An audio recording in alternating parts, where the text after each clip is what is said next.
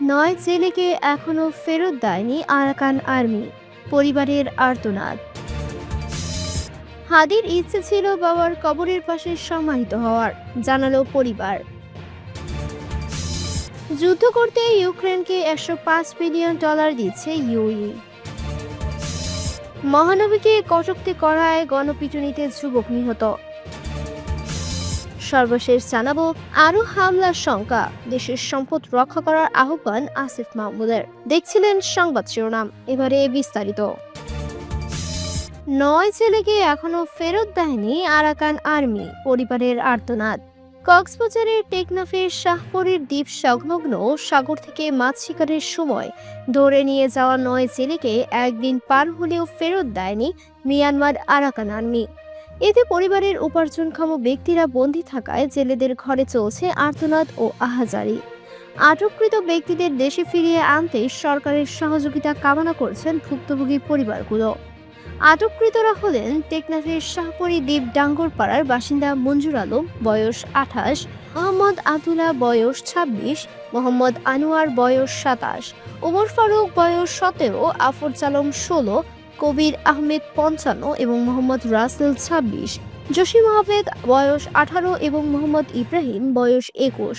শুক্রবার 19 ডিসেম্বর সকালে জেলে আহমদুল্লাহ বিষয়টি নিশ্চিত করে বলেন, সাগরে মাছ ধরতে গিয়ে মিয়ানমারের বিচ্ছিন্নতাবাদী সংগঠন আরাকান আর্মি টেকনাফের 9 জেলেকে ধরে নিয়ে যায়, যার কারণে তাদের পরিবারের মানুষগুলোকে ফিরে পেতে আর্তনাদ ও আহাজারিতে দিন কাটছে।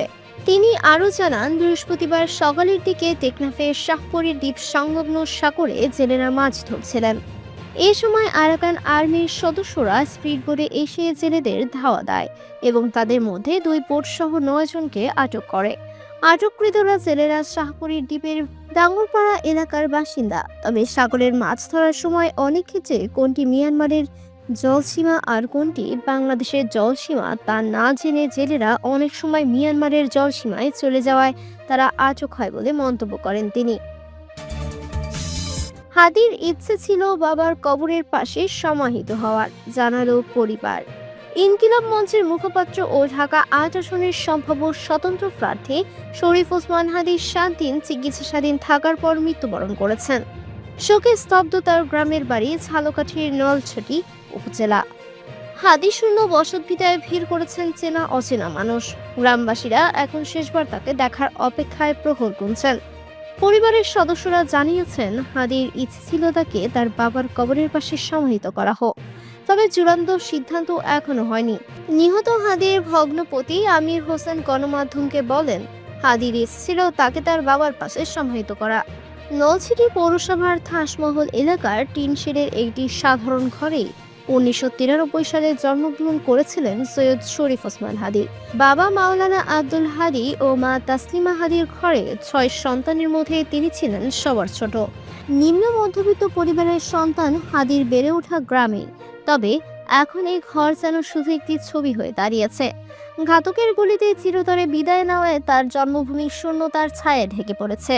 এলাকাবাসী জানান, শৈশব থেকেই হাদি ছিলেন প্রতিবাদের এক কণ্ঠস্বর।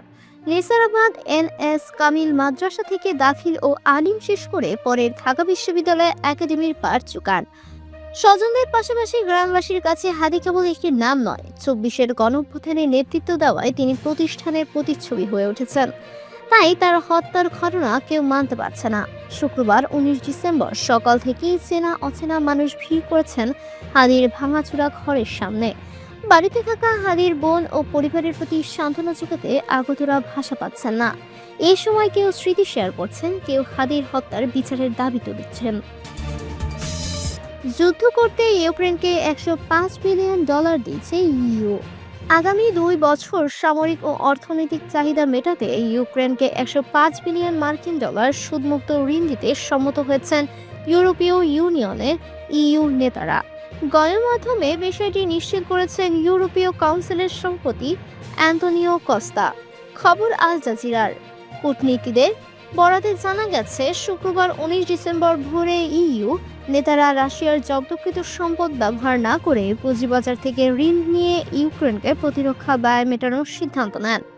সামাজিক যোগাযোগ মাধ্যমে দেওয়া এক পোস্টে কস্তা বলেন, আমাদের একটি চুক্তি হয়েছে, 2026 থেকে 2027 সালের জন্য ইউক্রেনকে 90 বিলিয়ন ইউরো $105.5 বিলিয়ন সহায়তা দেওয়ার সিদ্ধান্ত অনুমোদিত হয়েছে। আমরা প্রতিশ্রুতি দিয়েছিলাম, এবার তা বাস্তবায়ন করেছি। তবে কস্তা অর্থায়নের উৎস সম্পর্কে নির্দিষ্ট করে কিছুই বলেনি। বৃহস্পতিবার 18 ডিসেম্বর গভীর রাত পর্যন্ত আলোচনা চালিয়ে যাওয়ার পর ইইউ নেতারা এই সমঝোতায় পৌঁছান। ইউর খসড়া নথির বরাত দিয়ে বার্তা সংস্থা রয়টার্স জানিয়েছে, পুঁজিবাজার থেকে ঋণের মাধ্যমে ইউক্রেনকে অর্থের যোগান দেওয়া হবে। এটি ইইউ বাজেটের বিপরীতে সুরক্ষিত থাকবে। এর ফলে ইউক্রেনের যুদ্ধ প্রচেষ্টায় সহায়তার জন্য জব্দকৃত রুশ সম্পদ ব্যবহারের বিতর্কিত পরিকল্পনা থেকে আপাতত সরে এলো ইইউ।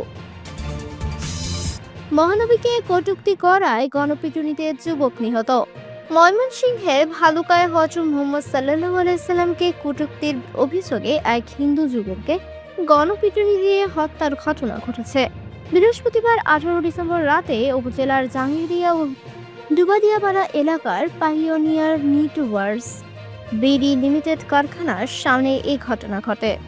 নিহত যুবক ময়মনসিংহের তারাকান্দা উপজেলার রবিচন্দ্র দাসের ছেলে দীপচন্দ্র দাস।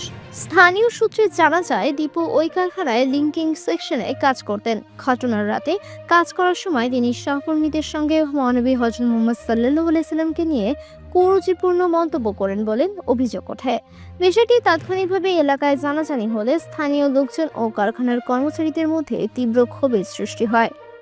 এক পর্যায়ে উত্তেজিত জনতা কারখানার গেট ভাঙার চেষ্টা করলে গেটে থাকা নিরাপত্তা কর্মীরা অভিযুক্ত দীপুকে বাইরে বের করে দেন।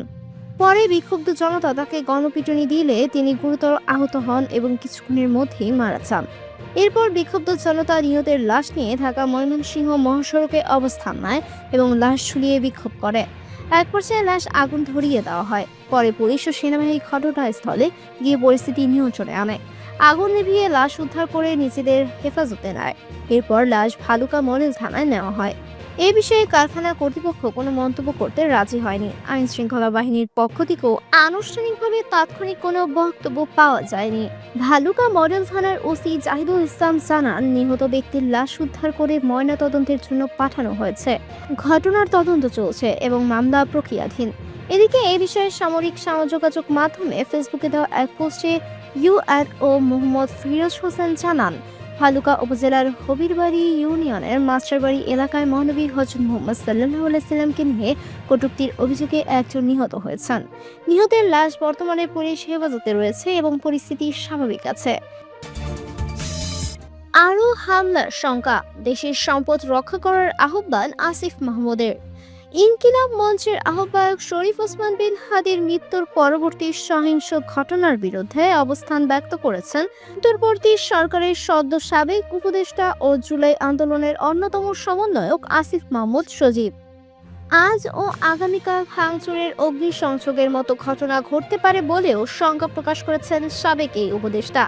শুক্রবার 19 ডিসেম্বর সকালে ফেসবুকে পোস্ট করা এক ভিডিও বার্তায় এই সংখ্যা প্রকাশ করে দেশের সম্পদ রক্ষায় এগিয়ে আসতে জনগণকে আহ্বান জানিয়েছেন আসিফ। সাবেক ক্রীড়া উপদেষ্টা আসিফ মাহমুদ সজীব ভুইয়া বলেন, বন্ধুগণ, আপনারা জানেন যে গতকাল আমাদের সহযোদ্ধা শরীফ ওসমান বিন হাদির শাহাদাত বরণ করেছেন। পুরো বাংলাদেশের মানুষ আজ শোকাহত। তারা শরীফ ইসলাম হাদির হত্যাকারীদের বিচার চায়। আমরাও এই বিচার চাই। আমরা ইতিমধ্যে দাবি করেছি, যত দ্রুত সম্ভব শরীফ ওসমান হাদিকে যারা গুলি করে হত্যা করেছে তাদের বাংলাদেশের কাছে হস্তান্তর করতে হবে। তাদের বিচার নিশ্চিত করতে হবে। এ ধরনের ঘটনা যেন আর কখনোই না ঘটে, সেটা সরকারকে অবশ্যই নিশ্চিত করতে হবে। আসিফ বলেন, একই সঙ্গে আমরা দেখেছি আজ সারা দেশে মানুষ ওসমান হাদির জন্য নেমে এসেছে। তবে এই ঘটনাকে কেন্দ্র করে বিভাজনকে উস্কে দেওয়ার জন্য এবং নানা ধরনের স্বার্থন্বেষী মহল আমরা দেখেছি যে গণমাধ্যম, ধর্মীয় প্রতিষ্ঠান এবং এই ঘটনার সাথে সম্পৃক্ত নয় এমন অনেক জায়গায় হামলা করেছে, অগ্নিসংযোগ করেছে। স্পষ্টভাবেই এর বিরুদ্ধে আমাদের অবস্থান ব্যক্ত করছি।